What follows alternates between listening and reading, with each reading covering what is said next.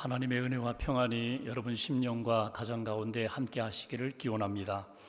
중국 춘추 시대에 있었던 일입니다.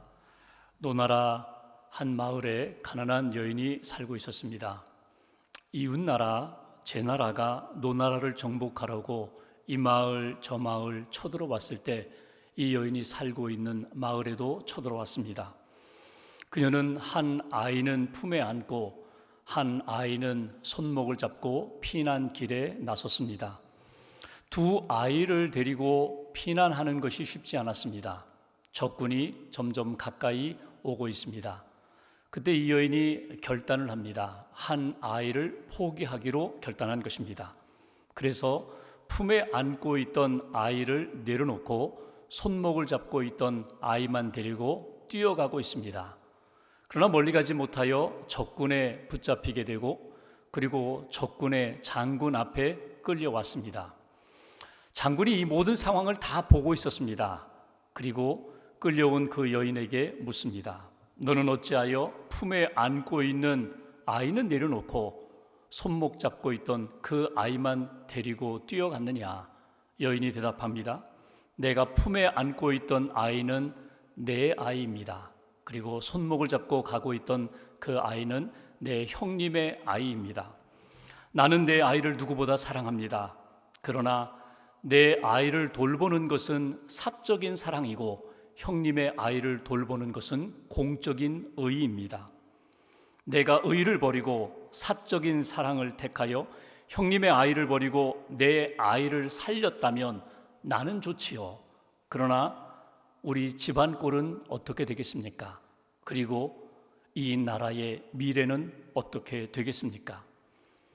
그 이야기를 듣고 있던 장군이 크게 감동했습니다. 그리고 이렇게 말했다고 합니다. 의를 아는 여자가 있는 도성은 쳐들어갈 수가 없다. 의가 있는 나라는 공격하지 못하는 법이다. 그리고 그 마을에서 철수했다는 것입니다. 어느 공동체든지 그 공동체를 든든히 세워가는 분명한 기초가 있습니다. 그리고 그 기초에 힘이 있습니다. 그것이 공의입니다. 의가 흔들리면 그 공동체는 제대로 세워질 수 없는 법입니다. 경제도 중요하고 정치도 중요하지만 공의가 바로 세워질 때 그 공동체는 든든히 세워진다는 것입니다. 여러분이 생각하고 있는 의인은 무엇입니까? 여러분이 생각하고 있는 의인의 삶은 어떤 모습입니까? 여러분은 하나님이 기뻐하시는 의인의 삶을 살아가고 있습니까? 오늘 본문은 의인의 기도입니다. 하나님 앞에 의롭다고 인정함을 받은 아브라함이 하나님 앞에 기도하는 내용입니다. 본문의 배경은 이렇습니다. 창세기 18장을 시작하면서 하나님이 아브라함 가정을 방문하셨습니다. 그리고 사라의 믿음을 먼저 세워주십니다. 내년 이맘때 아들이 있으리라. 그리고 사라 믿음의 사람으로 하나님이 붙들어 주십니다. 그리고 아브라함에게 말씀하십니다. 내가 너를 부른 목적, 내가 너를 구원한 목적이 있다는 것입니다. 창세기 18장 19절에 보면은 하나님이 아브라함에게 이렇게 말씀하십니다. 여호와의 도를 지켜 의와 공도를 행하게 하려고 너를 택했다는 것입니다. 쉽게 말하면 이런 것입니다. 내가 너를 의로운 사람으로, 믿음의 사람으로 인정할 뿐만 아니라 내가 믿음으로 살아가는 그 모습, 의인의 삶을 통하여서 만민이 의인이 어떤 삶을 살아야 하는지를 모델로 세우기 위하여 너를 선택했다. 너를 의로운 사람으로 붙들어 주었다. 하나님이 그렇게 아브라함에게 말씀하십니다. 그 다음에 주신 이야기가 소돔과 고모라의 죄악과 심판에 대한 말씀을 하십니다. 그 이야기를 듣자 아브라함의 마음이 다급해졌습니다. 소돔에 나의 조카 롯이 살고 있는데 그 땅의 죄악, 그 땅의 심판에 대하여 하나님이 말씀하시자 아브라함이 소돔을 구원해 달라고 간구하는 내용이 오늘 본문의 내용입니다. 아브라함의 기도의 자세, 그리고 아브라함의 중보 기도의 내용을 통하여 오늘 우리에게 주시는 영적인 메시지를 얻고자 합니다. 먼저 22절, 23절 말씀을 봉독하겠습니다. 22절 제가 봉독합니다. 그 사람들이 거기서 떠나 소돔으로 향하여 가고 아브라함은 여호와 앞에 그대로 섰더니, 지금 하나님의 말씀을 계속 듣고 있는 아브라함입니다. 소돔과 고모라에 대한 이야기를 듣자 23절 보실까요? 23절 함께 봉독합니다. 아브라함이 가까이 나아가 이르되 주께서 의인을 악인과 함께 멸하려 하시나이까. 여기 23절 앞부분에 보시면 아브라함이 가까이 나아가 이르되 이렇게 되어 있습니다. 그러니까 여러분, 지금 기도의 시작이 어디서부터 시작됩니까? 아브라함이 하나님 앞에 가까이 나아가는 것에서부터 기도의 시작이 이루어지는 것을 본문에서 발견하게 됩니다. 여기서 우리에게 주시는 아브라함의 기도를 통하여 우리가 배워야 할 첫 번째 신앙적 교훈이 있습니다. 하나님 앞에 나아가 구하라는 것입니다. 하나님 앞에 더 가까이 나아가 하나님의 마음을 붙잡고 간구하라. 이것이 오늘 우리에게 주시는 메시지입니다. 믿음의 사람은 기도의 사람입니다. 기도의 사람은 하나님을 만나는 사람입니다. 하나님과 교제하는 사람입니다. 우리가 기도에 가장 중요한 목적이 있다면 기도를 통하여 하나님의 응답을 받고 하나님의 복을 받고 하나님의 은혜를 받는 것도 중요하지만 가장 중요한 목적이 있다면 하나님과 친밀한 교제의 시간을 갖는 것이 기도입니다.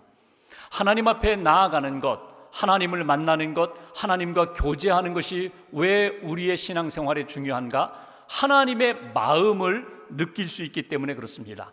하나님의 생각과 마음을 깨달을 수 있기 때문에 그렇습니다. 하나님과 친밀한 교제를 통하여 지금까지 내가 가지고 있었던 생각과 마음이 정리가 될 뿐만 아니라 하나님의 마음과 하나님의 생각으로 우리의 심령에 채워지기 때문에 그렇습니다. 그래서 오늘 아브라함이 하나님 앞에 나아가 간구했던 것처럼, 기도했던 것처럼 우리가 하나님 앞에 나아가 기도하며 친밀한 교제의 삶을 사는 것, 이것이 하나님이 우리에게 원하시는 뜻이라는 것입니다. 여러분, 하나님 앞에서 만남의 시간을 갖고 계십니까? 하나님을 만나는 깊은 교제의 시간에 여러분 얼마나 여러분의 시간을 쏟고 있습니까? 여러분은 하나님 앞에 만나 교제하면서, 하나님 앞에 나아가 교제하면서 하나님의 마음을 얼마나 느끼고 있습니까? 어떤 분들은 이런 이야기를 합니다. 저는 너무나 죄가 많아서, 너무나 부끄러움이 많아서, 너무나 하나님 앞에서 회개할 것이 많아서 다 정리한 다음에 하나님을 만나기를 원합니다. 하나님 앞에 기도하기를 원합니다. 여러분, 이런 분들은 평생 하나님 앞에 나아갈 수 없습니다. 우리의 있는 모습 그대로 다듬지 않은 돌로 단을 쌓으라고 하셨는데, 내 모습 이대로, 내 마음 그대로, 내가 허물 많고 죄 많고 상한 심령 그대로 하나님 앞에 나아가 하나님 만나기를 원하신다는 것입니다. 하나님이 우리에게 가장 원하시는 것, 내가 너 만나고 싶다, 내가 너와 대화하고 싶다, 내가 너와 친밀한 교제를 나누고 싶다, 그 마음을 놓치지 않으시기를 원합니다. 무디 목사님에게 어떤 분이 찾아와서 이런 질문을 했습니다. 목사님, 기도가 무엇인지를 좀 가르쳐 주세요. 목사님이 아주 쉽게 말씀하셨습니다. 기도라는 하나님과 같이 있는 것입니다. 하나님과 함께 있는 것입니다. 함께하는 시간이 기도입니다. 그러면서 이런 예화를 드셨어요. 며칠 전에 본인이 서재에서 책을 읽고 설교 준비를 하는데 5살 난 아들이 서재로 찾아왔다는 것입니다. 아빠, 나 원하는 게 있어요. 너 뭐 원하니? 뭘 줄까? 뭐 해줄까? 아빠, 저는 그냥 아빠 곁에 함께 있게만 해주세요. 아빠 옆에 있고 싶어요. 그래, 그래 있어라. 본인은 책을 읽고 설교 준비를 하는데 그 아들은 아빠 곁에 한참 있었다는 것입니다. 그런데 자기 곁에 있는 아들을 이렇게 보면서 너무 행복했다는 것입니다. 내 아들이 나를 찾아왔구나, 나와 함께하는 시간을 갖기를 원하는구나. 하나님 아버지의 마음도 이와 똑같을 것이다. 우리가 하나님을 찾아가고 하나님의 얼굴을 구하고 하나님과 함께하는 그 시간, 그것이 하나님의 기쁨이 된다는 것, 그것을 그분에게 설명해 주었습니다. 하나님과 함께 있는 것, 같이 있는 것이 기도입니다. 오늘 우리에게 주시는 교훈도 마찬가지입니다. 기도를 어렵게 생각하지 말아라. 다 준비한 다음에 거룩해진 다음에 하나님 앞에 나오려고 하지 말고 그 있는 모습 그대로 하나님 앞에 나아가 하나님의 은혜를 구하고 얼굴을 구하고 하나님과 함께하는 시간을 가지라는 것입니다. 신약 성경에 보면은 예수님께서 12명의 제자들을 부르셨습니다. 제자들을 부르신 목적이 마가복음 3장 14절에 기록되어 있습니다. 이에 12를 세우셨으니 이는 자기와 함께 있게 하시고 또 보내사 전도도 하며, 이렇게 말씀하고 있습니다. 그러니까 예수님이 12명의 제자를 부르신 목적은 그들을 잘 양육해서 파송하여 복음을 증거하고 하나님이 기뻐하시는 하나님의 나라 전파하는 삶을 살도록 제자를 부르셨다. 그런데 여기에 먼저 우선되는 것이 있습니다. 예수님이 제자들을 세우신 목적, 12명의 제자를 부르신 목적이 그들과 함께하기 위하여, 그들과 함께하는 것이 더 중요하다는 것입니다. 오늘 우리들에게도 주님이 원하십니다. 나와 함께하는 시간을 좀 갖자. 나의 마음을 좀 느껴봐라. 내 생각을 좀 느껴봐라. 그리고 나와 함께함으로 하나님이 기뻐하시는 믿음의 사람으로 세워지라고 오늘 하나님이 우리에게 말씀하십니다. 하나님과 함께하면 하나님의 마음을 느끼고 하나님의 생각을 품으면서 나 자신을 돌아보게 되어 있습니다. 내가 하나님 앞에 간구하는 삶을 점검하게 되어 있습니다. 오늘 아브라함의 기도를 보시면 27절에 아브라함이 하나님 앞에 그렇게 기도하면서 이런 고백을 합니다.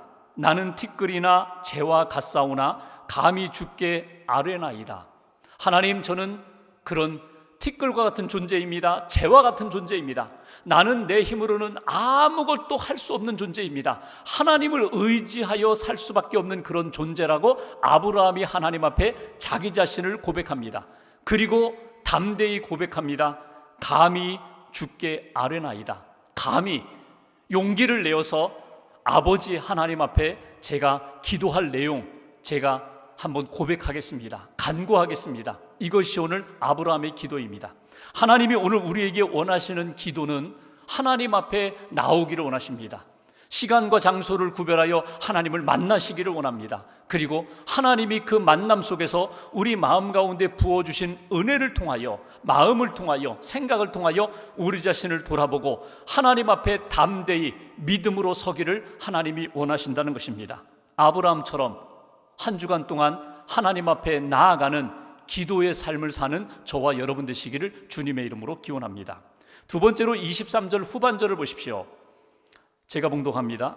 주께서 의인을 악인과 함께 멸하려 하시나이까. 오늘 아브라함이 하나님 앞에 기도하면서 그가 이렇게 고백을 합니다. 하나님, 하나님께서 의인도 보시고 악인도 보시는 것을 제가 압니다. 그런데 하나님이 악인에 대하여 심판하실 때에 여기 의인도 함께 멸망시키려고 하십니까? 바로 그런 내용입니다. 25절 보십시오. 25절 함께 봉독하겠습니다. 주께서 이같이 하사 의인을 악인과 함께 죽이심은 부당하오며 의인과 악인을 같이 하심도 부당하니이다. 세상을 심판하시는 이가 정의를 행하실 것이 아니니까. 여기 하나님 부당합니다. 이것은 부당합니다. 합당하지 않습니다. 공의의 하나님을 제가 믿는데, 공의에 의해서 심판하시는 하나님을 믿는데 하나님 악인만 심판하셔야지 의인까지도 심판하신다는 것은 부당합니다. 부당합니다. 이것이 오늘 아브라함의 기도 내용입니다. 아브라함은 하나님이 악인에 대하여, 죄의 도성에 대하여 심판하시는 것에 대해서는 불만이 없습니다.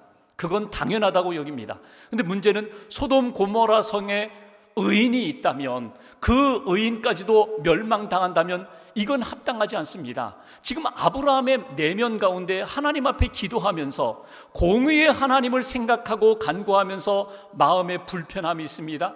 마음에 갈등과 괴로움이 생깁니다. 오늘 아브라함이 하나님 앞에 기도하는 내용은 하나님의 공의, 그리고 하나님의 의를 믿고 살아가는 믿음의 사람들, 의인에 대한 생각을 하면서 하나님 앞에 기도하고 있다는 것입니다. 두 번째, 오늘 아브라함의 기도 내용을 통해서 우리에게 주시는 메시지가 있습니다. 하나님의 공의를 구하라. 하나님의 공의를 품어라.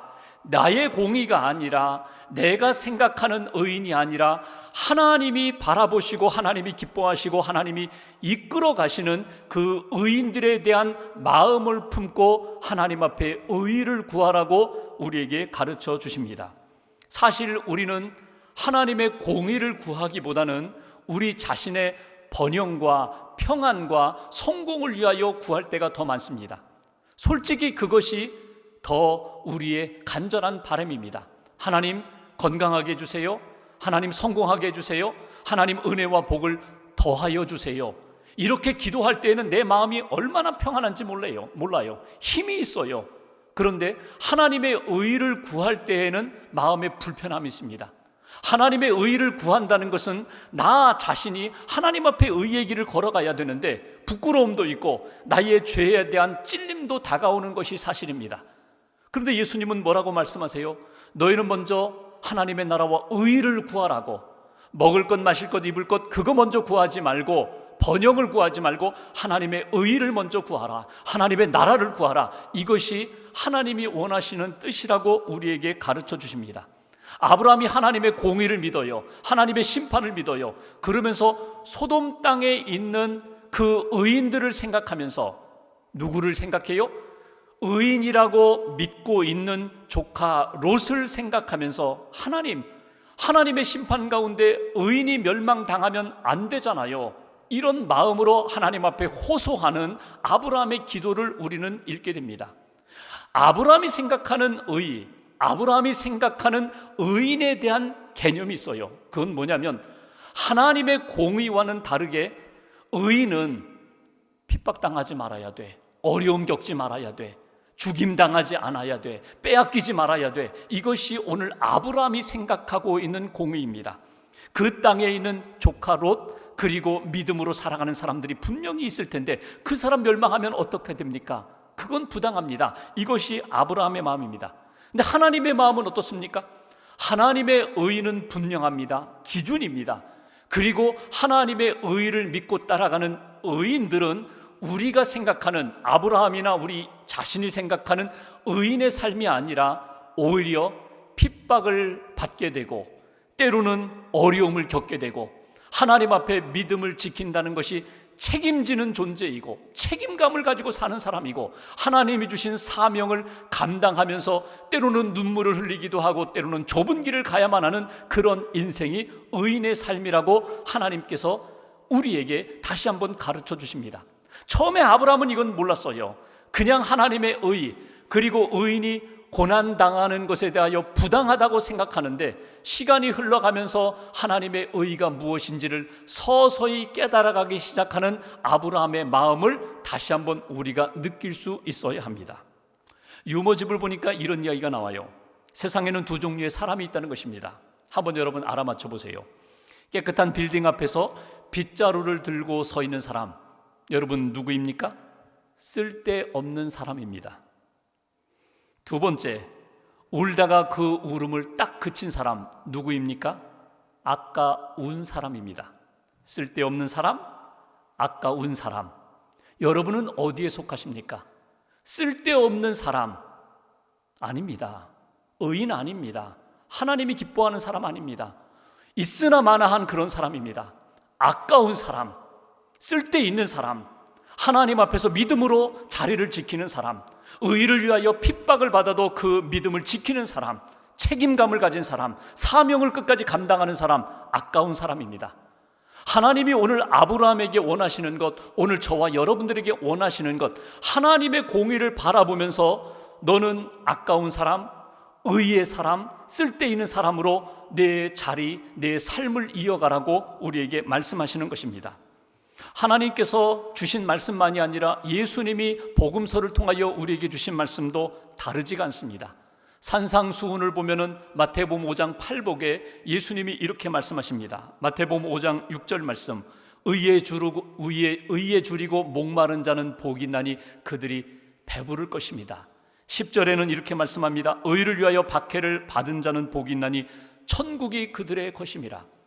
의를 사모하는 자, 의를 붙잡고 살아가는 자, 의인의 길을 걸어가는 자 결코 녹록지 않다는 것입니다. 넓은 길이 아니라는 것입니다. 좁은 길이고 다른 사람들이 찾는 그런 길이 아닌데 그 길을 걸어가는 자 하나님이 인도하시리라, 채우시리라, 천국을 약속해 주신 말씀을 우리가 읽을 수가 있습니다. 여러분, 우리가 번영을 추구하면서 끊임없이 구하는 그런 인생의 모습이 아니라 하나님의 의의를 구하며 믿음으로 하나님 앞에 의인 되기를 사모하며 살아가는 그런 인생으로 날마다 점검하면서 살아가라. 하나님의 의의를 구하면 여러분, 우리의 신앙생활에 어떤 현상이 나타나는지 아세요? 끊임없는 회개의 삶이 나타납니다. 하나님의 의의를 구하고 그 의의에 합당한 길을 내가 걷고 있는가, 의인답게 살고 있는가 점검해 볼 때에 우리는 끊임없이 하나님 앞에 부끄러워 회개하고 또 하나님의 은혜를 구하는 그런 인생이 된다는 것입니다. 끊임없이 회개가 나와요. 여러분, 꼭 기도할 때에 여러분 하나님의 의의를 구하시면서 하나님, 제가 그 의의에 합당한 의인의 길을 걷게 해주세요. 아브라함이 처음에 하나님의 공의를 구하면서 의인, 본인이 생각하는 의인의 영역만 은혜 받고 아무런 어려움을 겪지 않는 그런 삶을 구했지만 결국 하나님의 의의가 무엇인지 서서히 깨달아가는 것처럼 오늘 저와 여러분들이 하나님의 의의를 구하며 하나님, 제가 그렇게 책임감 있는 존재가 되게 해주세요. 하나님, 제가 하나님 앞에 쓰임받는 사명자의 길을 걷게 해주세요. 다시 한번 다짐하면서 하나님의 공의를 구하고 하나님의 의의에 합당한 의인의 삶을 살아가는 저와 여러분 되시기를 주님의 이름으로 기원합니다. 마지막 한 가지 24절 말씀 보십시오. 24절 한 절을 같이 봉독하겠습니다. 그 성 중에 의인 50명이 있을지라도 주께서 그곳을 멸하시고 그 50 의인을 위하여 용서하지 아니하시리이까. 오늘 아브라함의 기도입니다. 하나님의 공의를 구한 아브라함이 또 하나 하나님 앞에 구하는 기도 제목, 하나님, 그 땅에 의인 50명이 있다면, 가정입니다. 소돔 땅에 의인 50명이 있다면 그대로 멸망시키시겠습니까? 지금 아브라함의 소원은 소돔에 있는 의인으로 말미암아 그 땅에 있는 모든 영혼들이 용서받기를 원하는 것이 아브라함의 소원입니다. 의인 50명이 있다면 하나님이 말씀하세요. 그러면 내가 멸하지 아니하리라, 내가 용서하리라. 아브라함이 이어갑니다. 하나님, 정말 죄송한데요, 만약에 5명이 빠진 45명, 45명이 있다면 어떻게 하시겠습니까? 내가 멸하지 아니하리라. 하나님, 정말 죄송한데요, 40명이라면요 용서하리라. 30명, 20명, 마지막에는 10명까지 내려갔어요. 그 땅에 의인 10명이 있다면 하나님 어떻게 하시겠습니까? 내가 멸하지 아니하리라, 내가 용서하리라. 이것이 오늘 아브라함이 하나님 앞에 기도하고 하나님으로부터 받은 응답입니다. 지금 아브라함은 무엇을 구하고 있어요? 지금 하나님 앞에 끈질기게 매달려서 기도하는 내용은요, 하나님의 자비하심, 하나님의 긍휼하심, 하나님의 용서하심을 믿고 의지하면서 하나님 좀 살려주세요, 하나님 좀 용서해 주세요, 하나님 그 땅을 좀 심판하지 말아주세요. 이것이 오늘 아브라함의 간절한 기도입니다. 오늘 아브라함의 그 기도 속에 우리가 붙들어야 할 것이 있어요. 하나님의 자비하심을 구하라는 거예요. 하나님의 긍휼하심, 하나님의 용서하심, 하나님의 그 무한한 사랑하심을 의지하여 하나님 앞에 구하라. 이것이 오늘 아브라함의 기도를 통하여 우리가 얻을 신앙적 교훈입니다. 아브라함이 지금 소돔 땅을 위하여 기도하고 그 땅에 있는 롯을 위하여 기도하지만 나 자신을 위한 기도가 아니라 중보기도이지만 사실은요, 자기 기도처럼 여기고 기도해요. 내가 죽을 것 같아 기도해요.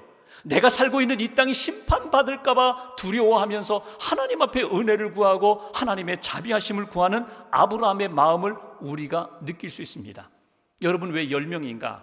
조금 더 내려가지. 한 5명, 2명, 1명까지 내려가면 안 될까?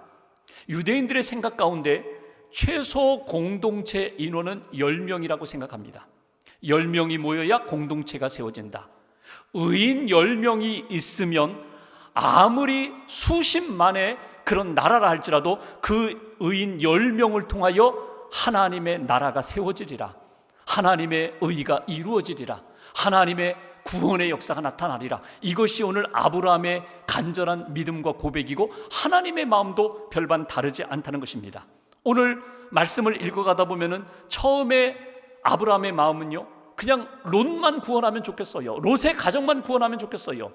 롯과 같은 믿음의 사람들, 의인들만 구원받으면 좋겠어요. 그런데 하나님 앞에 기도하면서 아브라함의 마음이 점점 넓어지는 것을 보게 됩니다. 하나님, 롯과 의인들만이 아니라 소돔에 있는 그 어둠에 있는 모든 영혼들이 하나님의 은혜 가운데 용서함 받고 구원함 받기를 원합니다. 이것이 중보 기도자의 마음이에요. 중재자의 마음이에요. 중재에 기도하는 사람의 마음이에요. 하나님, 제가 기도합니다. 은혜를 베풀어 주셔서 그 땅을 회복시켜 주세요. 그 땅에 복음의 역사로 바뀌어지게 해주세요. 하나님의 은총의 역사로 달라지게 해주세요. 그것이 오늘 아브라함의 마음과 기도이며 우리가 놓치지 말아야 할 기도입니다. 여러분, 하나만 붙잡지 마세요. 하나님의 공의만 붙잡고 기도하지 마세요. 사랑 없는, 자비 없는, 하나님의 은혜가 없는, 여러분 공의만 붙잡고 기도한다면 하나님 너무너무 무서운 분이에요. 하나님 두려워요. 무서워요.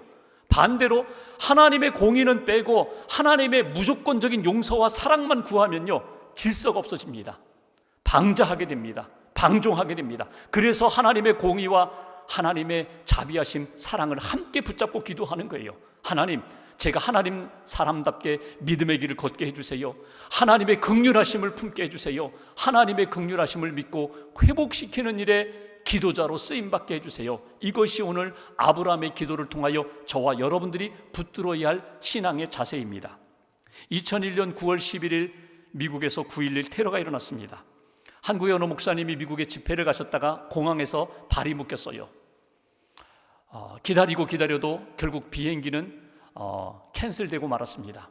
그랬더니 화가 났어요. 목사님이, 아니 내가 빨리 한국에 가서 이번 주일 한국에서 지켜야 되는데, 주일 예배 인도해야 되는데, 말씀을 증거해야 되는데, 결국 모든 것이 다 무산되니까 목사님이 화가 나서 처음에는 테러범들을 막 욕하고 화를 내고, 무슬림, 이슬람권에 대해서 막 화를 내고, 이 미국 정부에 대해서 막 분노하고 화를 내면서 하나님 앞에 기도합니다. 근데 하나님이 기도하는 그 목사님을 책망하시는 거예요.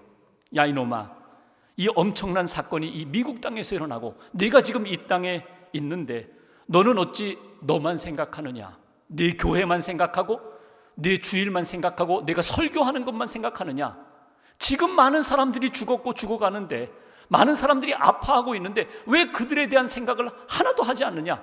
왜 너는 그들을 향하여 아무런 기도가 없느냐? 하나님이 이 목사님을 책망하셔서 목사님이 나만 생각했구나, 우리 교회만, 내 사역만 생각했구나 하고 하나님 앞에 회개했다는 것입니다. 여러분, 하나님의 마음에 맞는 사람은 하나님의 마음을 품고 하나님의 공의, 하나님의 자비하심, 그리고 내가 그 하나님 앞에서 내가 오늘 어떤 삶을 살아야 되는가, 의의 길을 걸어간다는 것은 무엇인가를 하나님 앞에 늘 점검하는 사람은 기도의 지경이 넓어지게 되어 있습니다. 전혀 관심도 없던 사람들에 대하여 관심을 갖게 되고, 전에는 전혀 기도하지 않았던 그 기도 제목들이 생각나게 해주시고, 품고 기도하면서 하나님의 마음에 합한 믿음의 사람으로, 기도의 사람으로 하나님이 이끌어 가신다는 것입니다. 내일부터 20일 동안 고난의 때에 드리는 20일 릴레이 금식 기도를 하고자 합니다. 온 교우들이 함께 참여하기를 원합니다. 적어도 일주일에 한 끼 이상 금식하고 그 시간에 1시간 기도하자는 것입니다. 우리의 영혼의 깨어남을 위하여, 영적 각성을 위하여, 영적인 회복을 위하여, 우리 가정과 교회와 또 이 나라 이 민족과 열방의 회복을 위하여 기도하자는 것입니다. 기도할 때 하나님이 역사하신다고. 야고보서 5장 16절, 그러므로 너희 죄를 서로 고백하며 병이 낫기를 위하여 서로 기도하라. 의인의 간구는 역사하는 힘이 큼이니라. 의인의 간구는 반드시 하나님이 역사하신다고 우리에게 약속해 주셨습니다.